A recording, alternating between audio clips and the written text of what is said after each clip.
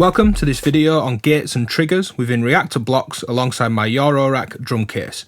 First, let's walk through the core patch that I've made within Reaktor Blocks, and then we'll let that play with the current patch to set up and also move on to some other beats as well. This patch starts with the utility clock module, sending a gate into a clock divider and a reset into the divider, as well as sending timing out into sequences. The sequences are for my kick, clap, and let's say 2 random percussion patches. The kick also sends its gate out to a 4 mods block, which is giving me a modulation sequence in time with the kicks. The clap sequence is just for the clap, and then the 2 8-step sequences used for random percussion are also pinging the gate on 2 separate sample and hold blocks for random modulation per note with those sequences. And finally, I've got an unsynced LFO as well. These are plugged into the 8 outputs going to an Expert Sleeper's ES-3 module, with the first 4 outputs as my gate sequences, and then the modulation sequence, 2 sample and holds, and LFOs on the last 4 outputs. The gate sequences are going into the gates triggers block to turn them into short triggers before going out to the ES-3. So that's the patch and how I'm going to be using blocks in this video. Let's hit play and jam on the modular.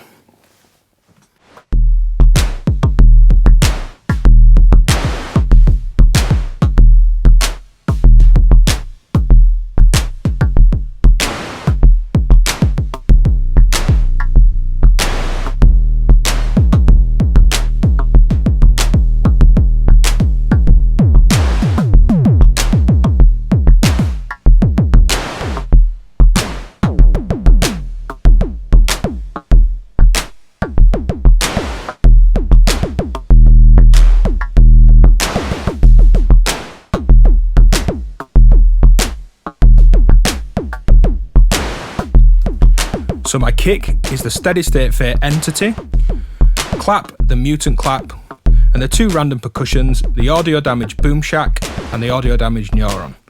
These are all mixed in a happy nerding pan mix, with a mutant hot glue being used to send some sounds out into the Pico DSP for some background reverb. This is all going through the happy nerding MMF stereo filter.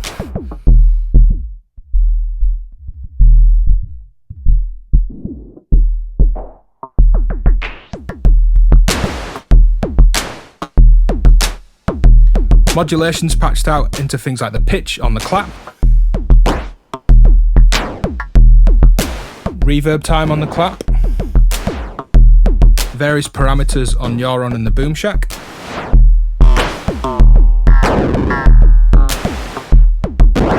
and I'm using the trigger to neuron, which is this sound I'm going to turn up.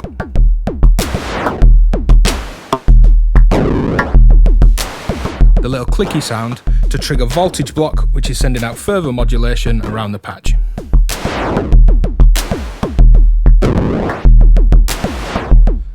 Let's change up some of the blocks and change up the patching on the modular case and get some different beats.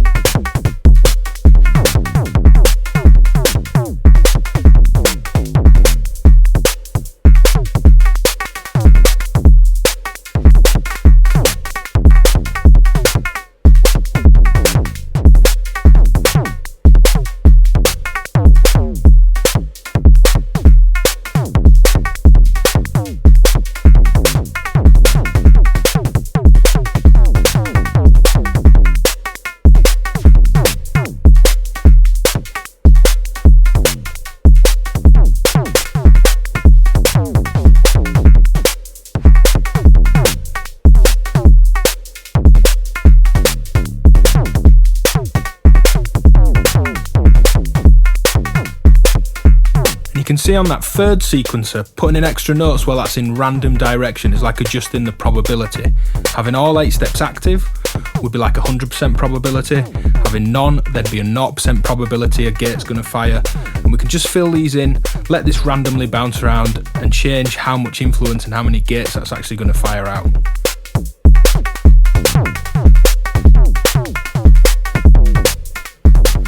So that's it for this video on Reaktor Blocks. Go back and check out some on making synths just within blocks, controlling synth voices from blocks, and watch out for a final video on blocks in this series where we look at MIDI as opposed to CV out from Reaktor Blocks as well.